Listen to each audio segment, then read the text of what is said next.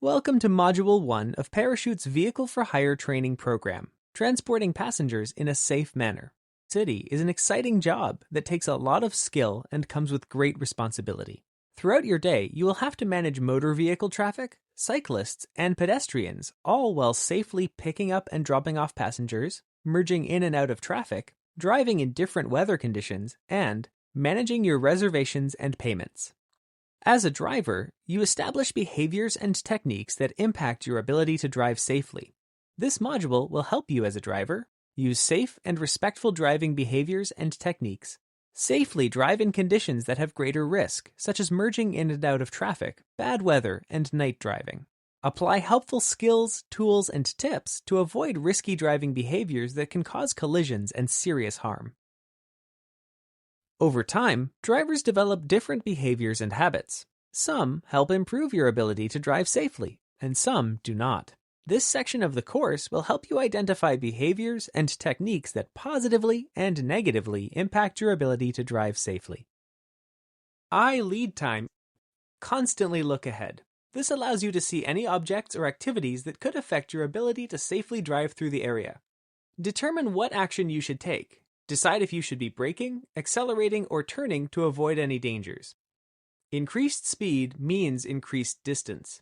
As your speed increases, so should how far down the road you are looking. On a highway, you should look 20 to 30 seconds down the road. In the city, it should be 12 to 15 seconds or 1.5 to 2 city blocks. Scanning is looking quickly at something to pick up information. When driving quickly, look left and right without turning your head to watch for any objects or activities that could be dangerous. It is important to do this at all times, but particularly important in areas that have a lot of activity, such as multi-lane traffic roads, school zones, intersections, merge lanes, wildlife crossings. You should always look over both shoulders to check for obstacles such as vehicles, pedestrians, and cyclists that could be in your blind spots, not viewable in your side or rear view mirrors. It is particularly important to check your shoulders before taking the following actions: leaving or entering the road, changing lanes or merging into traffic, entering a turning lane or turning at an intersection, overtaking another vehicle, reversing. In this instance, you should do a 360-degree check. Performing a U-turn, 2-point turn, or 3-point turn.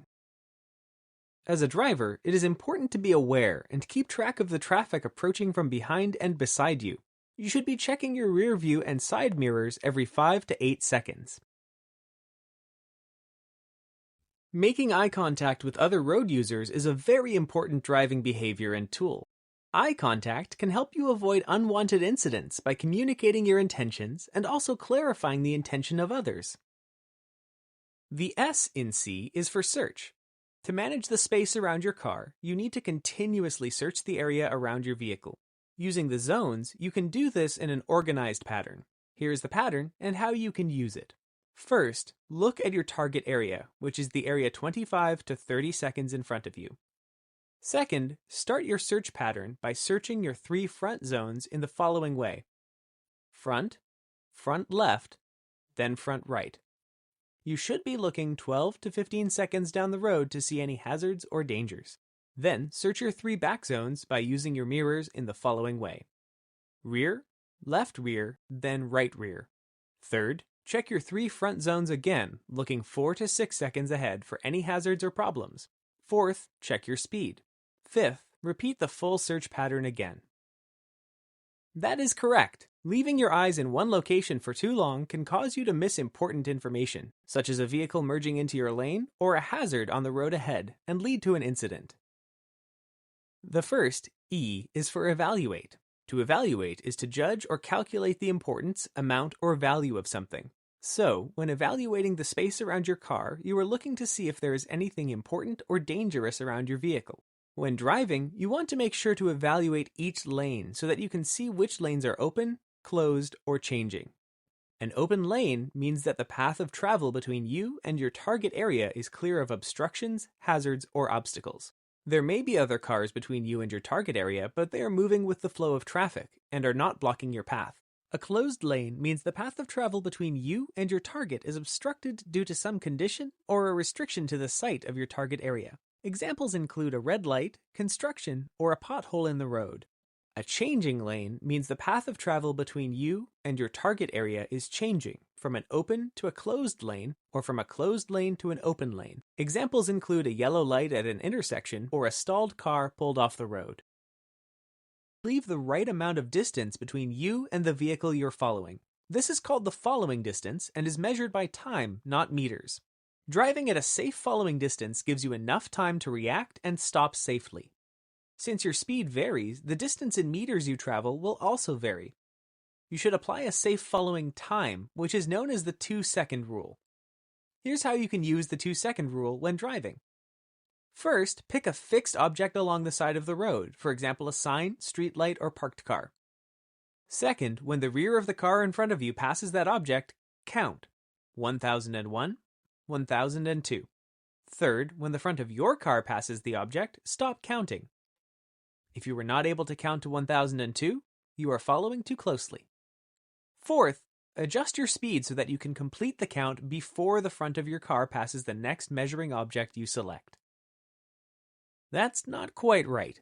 You should increase your count to 4 seconds if road conditions are slippery or the visibility is poor. That's not quite right. You should increase your count to 6 seconds in extreme weather conditions. When you are coming to a stop or are stopped, it is important to maintain and manage your space. The following can help you achieve this. While stopping, follow the 2-second rule by keeping a space of 2 seconds between you and the car in front of you. When stopped, leave 1 car length between you and the car in front of you. This will provide you with the ability to pull out to the left or right and move past the car in front if needed. Enough space that, if you are suddenly hit from behind, you will not hit the car in front of you. Driving at night.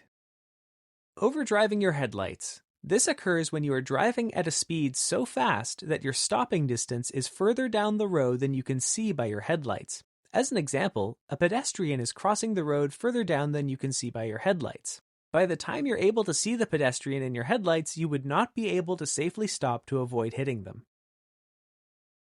Glare is a reflection of light off your windshield that blinds you. This can happen when headlights or even sunshine hit your windshield. Here is how you can handle nighttime glare and also cut down the glare you produce. When you experience glare from an oncoming vehicle, you should look beyond the light and slightly to the right. To help cut down the glare you produce, you should use your low beam headlights when you are within 150 meters of any oncoming vehicle or within 60 meters of a car you are following. Weather conditions can impact the road conditions. Adjusting your driving behavior is important and required. The following will help you identify the different weather conditions, how they can impact your driving, and how to adjust your driving to increase safety. Fog greatly reduces visibility for drivers. Slow down. Increase following distance. Turn on your vehicle's full lighting system. Use low beam headlights and fog lights. Avoid passing, changing lanes, and crossing traffic. Use the markings on the right edge of the road to guide you. Keep looking as far ahead as possible. Pull over completely if the fog is too thick and put your emergency flashers and low beam headlights on. Rain makes road surfaces slippery and may reduce visibility. It can also create a situation called hydroplaning, where your tires ride on top of the road like water skis, which takes away your control of the vehicle. Slow down. Increase following distance. Drive on clear sections of the road. Smooth steering, braking, and accelerating to reduce skidding. Avoid puddles as they could spray and affect the visibility of other cars close to you. Harm nearby pedestrians. Drown your engine. Make your brakes less effective. Snow makes road surfaces slippery, rutted, full of hard tracks and gullies. Slow down. Increase following distance. Avoid sudden steering, braking, or accelerating. Do not use cruise control. A whiteout can greatly reduce or even eliminate driving visibility. Conditions may also become slippery. Slow down. Increase following distance. Turn on your vehicle's full lighting system. Use your low beam headlights and fog lights. Avoid passing, changing lanes, and crossing. Pull completely off the road if conditions are too bad, and put your hazard lights and low beam headlights on while stopped. If stuck or stranded, stay in your car for warmth and slightly open your window for ventilation. Carry a winter survival kit. Ice can make roads very slippery, and develops especially in shaded areas and on bridges and overpasses. Look ahead and prepare for icy sections. When the road is black and shiny, be cautious. Slow down. Increase following distance. In any type of weather where the road surface changes, you want to drive in a smooth, controlled manner to avoid a skid. Select each icon to learn more about how to avoid a skid. Maintain a speed that fits the road conditions. Change your speed gradually and slowly. Brake gently. Make smooth, gentle turns. If you start to skid while driving, the most important thing to do is not panic. Maintain control by easing off the accelerator or brake, putting the car in neutral if on a very slippery surface. Steering in the direction you want to go, don't oversteer. Brake as needed, but do it gently and smoothly. As a vehicle for hire driver, safely picking up and dropping off passengers is an activity you do often throughout the day. This section will help you safely drop off and pick up passengers while minimizing the disruption of traffic flow. Let's first take a look at some tips that can help you safely pick up and drop off passengers. Picking the right drop-off and pickup location is not the only way to minimize traffic flow disruption. How you enter and exit traffic has a big impact. Here are the steps to follow when you need to stop for a short time to pick up a passenger or check the app on your phone for directions. Check your mirrors and blind spot to make sure that the way is clear. Turn on your signal unless there are cars passing or entering the road from a driveway or street between you and where you are stopping. Wait until you pass the vehicle before turning on your signal. Steer to the side of the road. Stop parallel to the curb or edge of the road. Do not block an entrance or other traffic. Turn off your signal and turn on your hazard lights. Put the car into park. Here are steps to follow after you have stopped for a short time to pick up a passenger or check the app on your phone for directions. Put the car into drive. Turn on your left turn signal. Check all mirrors and blind spots. Pull away from the stop when the way is clear of other road users. Accelerate smoothly to meet the flow of traffic. Turn off your left turn signal when you are back on the road. As a general rule, drive at the same speed as traffic around you without going over the speed limit. Obeying posted speed limits is not only the law, but also helps save lives. This section will help you understand and obey speed limits. Speed is one of the top contributing factors to motor vehicle collisions. Lower speeds provide you more time to react and stop when needed to avoid a crash. Lower speeds also reduce the severity of crashes if they do happen. For example, a pedestrian is 5 times more likely to survive if they are hit by a vehicle going 30 kilometers an hour than one going 50 kilometers an hour. Speed limits are posted along the roadside. If there are no posted signs, you travel at a speed of 50 kilometers an hour in cities, towns, villages, and built-up areas, 80 kilometers an hour in any other area, 100 kilometers an hour on 400 series highways. If you are caught speeding, the penalty you receive will depend on how far over the posted speed limit you were traveling. You will receive a fine and possibly demerit points. Let's take a look at the tables. Brenda, a vehicle for hire driver in Toronto, was rushing to pick up her next passenger. She was traveling along Jarvis Street to reach the downtown core of the city. She was traveling on a normal section of the road. She was stopped for speeding. The police officer stated that Brenda was traveling at a speed of 77 kilometers an hour. What would be her penalty for this speeding infraction? Since Brenda was traveling along Jarvis Street, all city streets have a speed limit of 50 kilometers an hour unless otherwise posted. Therefore, Brenda was traveling at 27 kilometers an hour over the speed limit. She would be charged $4.50 for each kilometer she was over, equaling $121.50, and would receive 3 demerit points. Speed limits are lower in different safety zones throughout the city. There are 4 different safety zones, and it's important to be able to identify those zones. Let's take a look. Senior safety zones have been identified and placed throughout the city in areas that have a high elderly population. You can identify a senior safety zone by these features: new senior safety signs, improved pavement markings, and longer traffic signal walk times. School safety zones are a section of roadway that tells you a school is close by and to carefully watch for children. You can identify a school safety zone by the following features: new school safety zone signs with flashing beacons, school zone pavement stencils, watch your speed driver feedback signs, and zebra markings at school crosswalks. A pedestrian safety corridor has a high volume of pedestrian traffic on the road. The following features will help you take extra caution when driving in these areas: speed limit reductions, signal timing adjustments, extra pedestrian crosswalk markings or zebra markings. Community safety zones are sections of roadway where there are public safety concerns.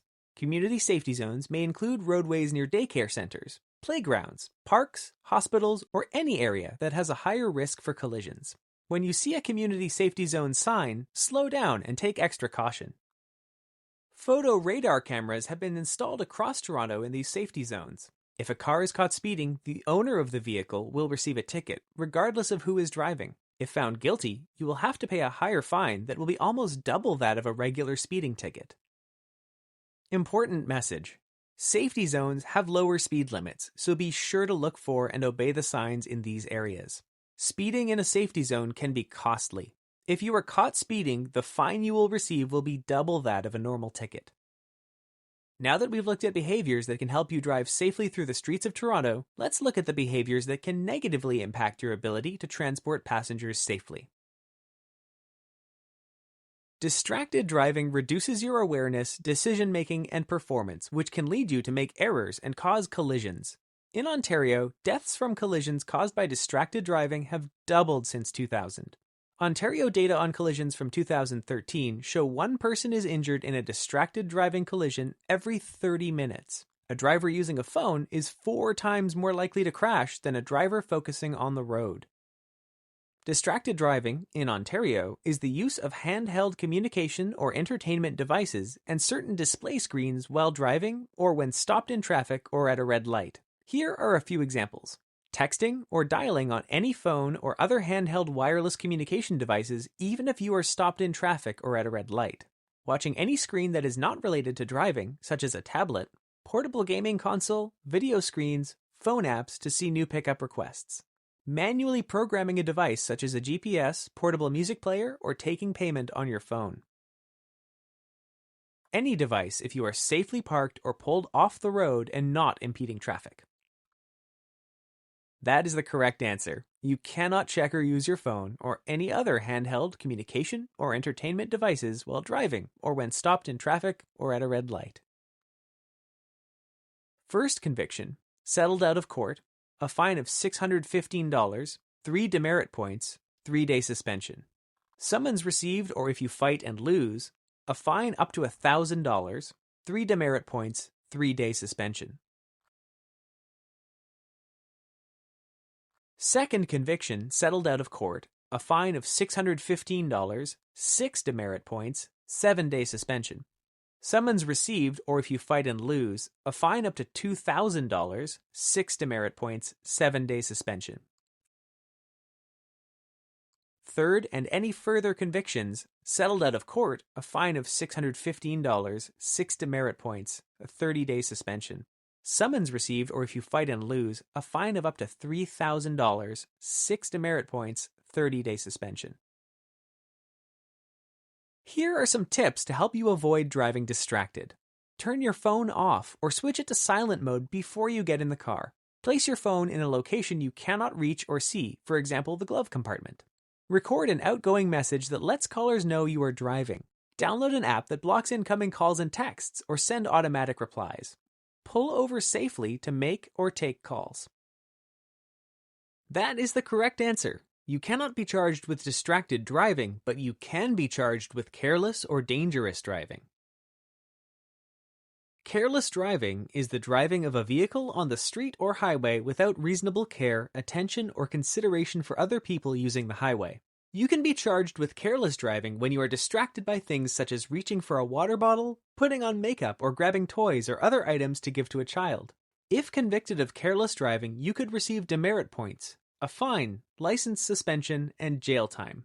If you are found guilty of careless driving causing bodily harm or death, the penalties will increase. You could receive a fine of up to $50,000, jail time of up to 6 years, and a license suspension of up to 5 years.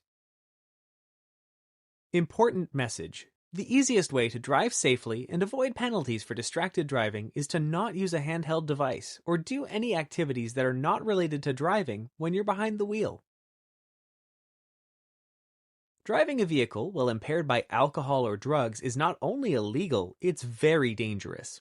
The laws and penalties are very serious. Let's take a look. Driving under the influence of alcohol and/or drugs is dangerous because it can affect your ability to drive in the following ways: slower reaction times, blurred or double vision, inability to track moving objects, impaired attention or alertness, slowed reflexes and reduced motor skills, inability to control speed and keep proper following distance, difficulty steering and staying in your lane, reduced decision-making ability. You are legally impaired when your ability to operate a vehicle, including cars, trucks, boats, snowmobiles, and off-road vehicles, has been affected or compromised in any way by consuming alcohol, drugs, or a combination of the two. How do the police know if I'm driving while impaired? The police will determine if you are impaired by performing one or more of the following roadside tests. A blood alcohol concentration, or BAC test, that will measure the amount of alcohol in your bloodstream. A standard field sobriety test for alcohol and/or drugs. A test done by a drug recognition expert for drugs or a combination of drugs and alcohol. Important message. The penalties you face will be dependent on the amount of alcohol or drugs in your system and how many times you've been convicted, and can include license suspension, vehicle impoundment, fines, and jail time. Tips to avoid impaired driving. There are simple steps you can take to avoid driving while you're impaired by drugs or alcohol. Never drink or use drugs, including cannabis, that cause impairment before or while driving. Ask your doctor or pharmacist about side effects related to driving when using prescription medication. Read the information on the package of any prescription drugs or over-the-counter medicine, including allergy and cold remedies. Remember that combining drugs and alcohol together can impair your ability to drive more than using either one alone. Important message. Driving people around the city is an exciting job that takes a lot of skill and comes with great responsibility. Following the advice outlined in this module will make you a safe and effective driver. Now that you have reviewed the content of this module, let's take a moment to see what we've learned. Great job! That's the correct answer. The 3 components of safe driving behavior are vision, communication, and space. Great job! That is the correct answer. You should be checking your rearview mirror every 5 to 8 seconds. Great job! That is the correct answer. Under the law in Ontario, texting while driving is a distraction. Great job! That is the correct answer. C stands for Search, Evaluate, Execute. Well done! You've now completed Module 1 of the Vehicle for Hire training program. You may continue on to Module 2.